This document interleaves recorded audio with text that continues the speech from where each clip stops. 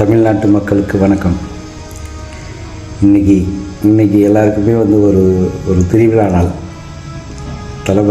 தளபதியோட தொண்டர்களுக்கு ஒரு திருவிழா, மதுரை மாநாடு.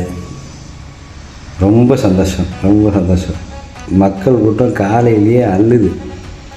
தளபதியோட அழகர் ஊர்வலத்தை பார்க்கணுங்கிற ஒரு ஆசை, தளபதியை பார்க்கணுங்கிற ஒரு ஆசை. தமிழ்நாட்டில் ஒரு பெரிய மாற்றம் வராதா அப்படின்னு ஏங்கிட்டு இருந்த ஒரு சூழ்நிலையில் என் தளபதி வந்துட்டு காலடி எடுத்து வச்சார். நம்மளோட தளபதி காலடி எடுத்து வச்சார். இன்றைக்கி அதோட உச்சத்துக்கு உச்சமான ஒரு நிலையை வந்து அடைஞ்சிருக்கும். நம்ம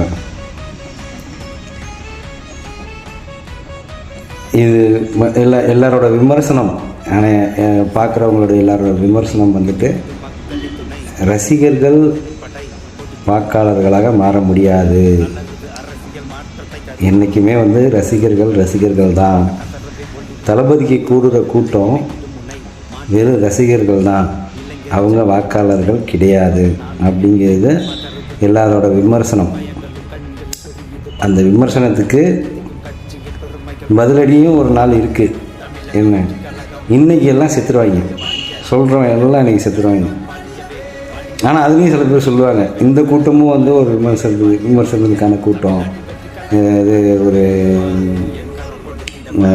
ரசிகர் கூட்டம், விஜய் தளபதி விஜயை வந்து பார்க்கறதுக்கு வந்த கூட்டம் அப்படின்ட்டு. இத்தனை ஆண்டு காலம் ஆட்சியில் இருந்திருக்கீங்க, உங்களை பார்க்குறதுக்கு யாருக்கும் இவ்வளோ கூட்டம் வரலையே. உங்களை பார்க்குற நீங்கள் பண்ணுற மாநாட்டில் வந்து இவ்வளோ கூட்டம் வரலையே. லட்சோப மக்கள் வந்து இன்றைக்கி வந்து மாநாட்டில் கூட போகிறாங்க. தமிழ்நாடே ஸ்தம்பிச்சு போக போகுது. எல்லாருக்கும் வயிறு எரிய போகுது. அது இன்றைக்கி கன்ஃபார்ம். இது வரைக்கும் நடந்த மாநாடுகள்லையே இப்படி ஒரு மாநாடு நடக்காத ஒரு சூழ்நிலையே இன்றைக்கி தளபதி வந்து உருவாக்க போகிறாரு. ரொம்ப சந்தோஷம். மாநாட்டுக்கு வருகை தரும் சக தோழர்கள், தொண்டர்கள், நண்பர்கள் எல்லோரும் ஜாக்கிரதையாக வாங்க, ஜாக்கிரதையாக வீடு திரும்புங்க.